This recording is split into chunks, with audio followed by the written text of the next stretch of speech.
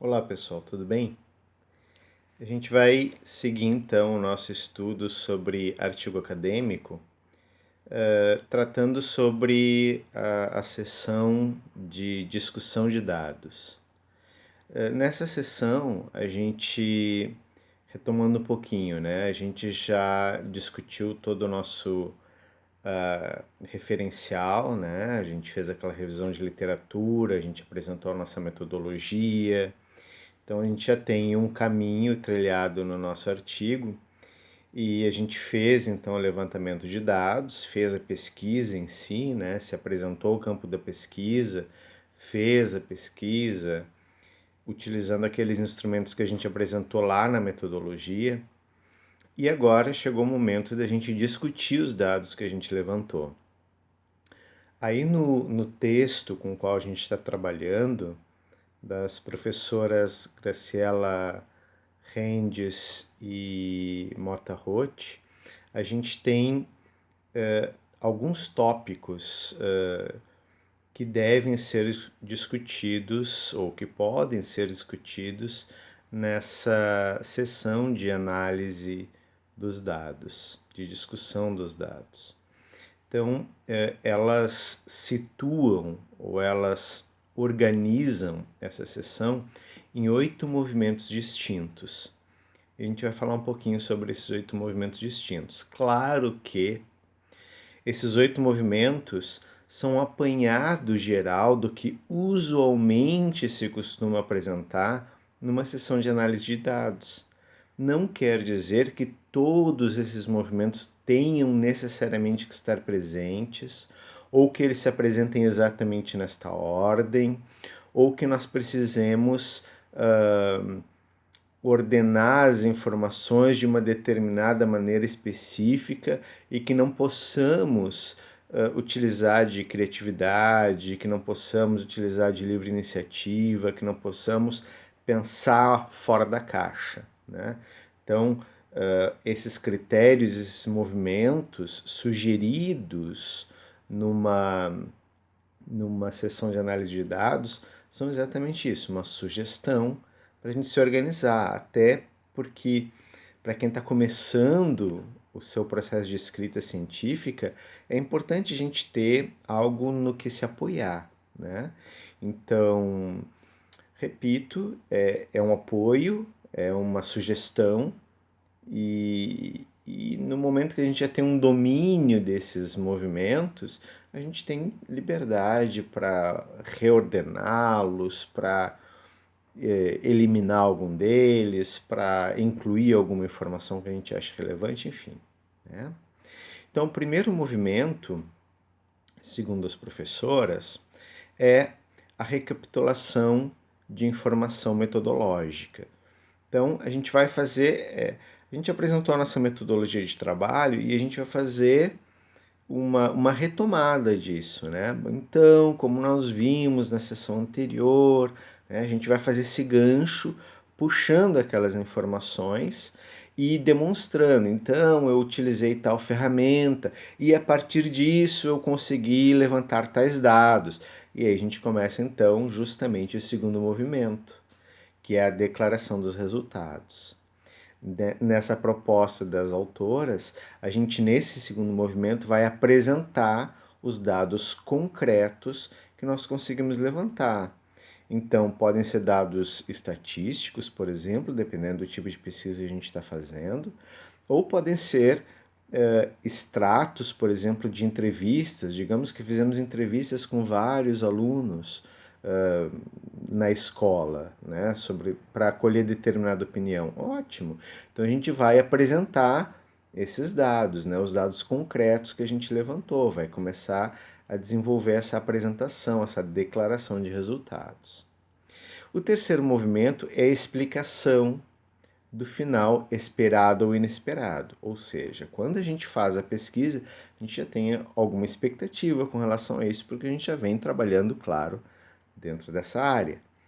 Então, a gente tem uma expectativa do que vai acontecer e a gente vai apresentar nesse terceiro movimento uma explicação desse final, ou seja, a gente vai começar a dialogar com esses dados.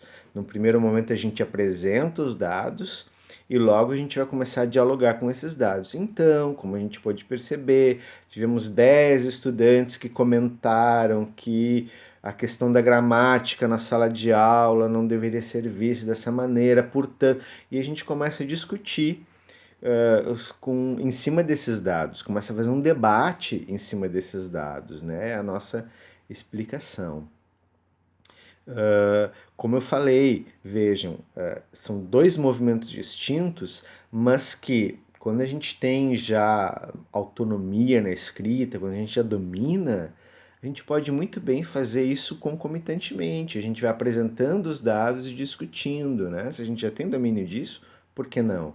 Então, repito, são movimentos colocados pedagogicamente, didaticamente, para a gente ter uma ideia de como funciona, mas não necessariamente eles precisam ter assim, essa sequência tão rígida, um passinho atrás do outro.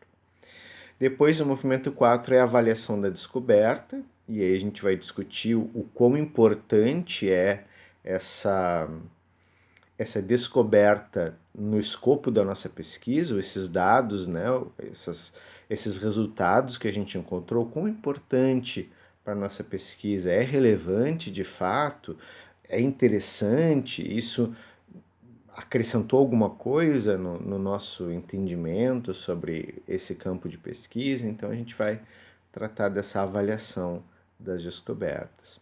O quinto movimento é a comparação da descoberta com a literatura. Lembrem que a gente fez uma revisão de literatura, né? A gente apresentou autores que transitam em torno desse tema de pesquisa que a gente está apresentando. E agora a gente vai fazer uma comparação com essas, das nossas descobertas com o que já existe, né? Tentando encontrar o nicho da nossa pesquisa dentro da área, tentando encontrar o nicho e demonstrar para os nossos leitores, aqueles que estão lendo a nossa pesquisa, o nosso artigo, o quão importante é, dentro do que já existe, esses dados que a gente encontrou, né, os nossos achados. O movimento 6 é uma generalização, e a generalização a gente pode pensar que é tentar extrapolar os resultados da nossa pesquisa para a área de maneira geral, tentar demonstrar como esses dados poderão ajudar outros pesquisadores, por exemplo, dentro da minha mesma área, ou dentro dessa generalização procurar apontar para onde mais a gente pode se dedicar a aprofundar esses dados, com que tipo de pesquisa a gente poderia lidar para poder ampliar as informações encontradas. Então aí é o movimento 6, né, das generalizações. O movimento 7 é um resumo, uma retomada, né, fazer talvez em 2 parágrafos, fazer um apanhado do que a gente conseguiu encontrar até este momento, né, um resumo de fato. Não necessariamente a gente precisa fazer, a gente precisa dar este passo, mas a gente pode dar esse passo então para fazer quase como um fechamento aí para retomar tudo que foi visto e chamar a atenção para alguns pontos que a gente acha importante. E por fim, o último movimento é o da conclusão. Então aí, depois de apresentar todos os dados, depois de discutir suficientemente os dados, a gente vai fazer uma conclusão ou as nossas considerações finais em torno disso, né? Apontando novos caminhos, apontando novas possibilidades. Em geral, a conclusão não é um fechamento, né? Ela é uma sinalização de para onde nós vamos caminhar a partir desse momento, dessa conclusão, desta pesquisa, né? Deste recorte específico que a gente pesquisou dentro do nosso campo de atuação. Mas não necessariamente essa conclusão precisa estar dentro desta sessão de análise de dados, ela pode ser uma sessão à parte, né? Uma sessão que a gente vai ter considerações finais e que vai discutir aí alguns aspectos da nossa pesquisa ou vai apresentar essas novas possibilidades de pesquisa numa sessão à parte. Então vejam que não é fixo, né? A gente tem mobilidade, a gente consegue transitar dentro desses diferentes movimentos de uma maneira mais ou menos autônoma, mais ou menos livre. A gente não precisa ficar preso.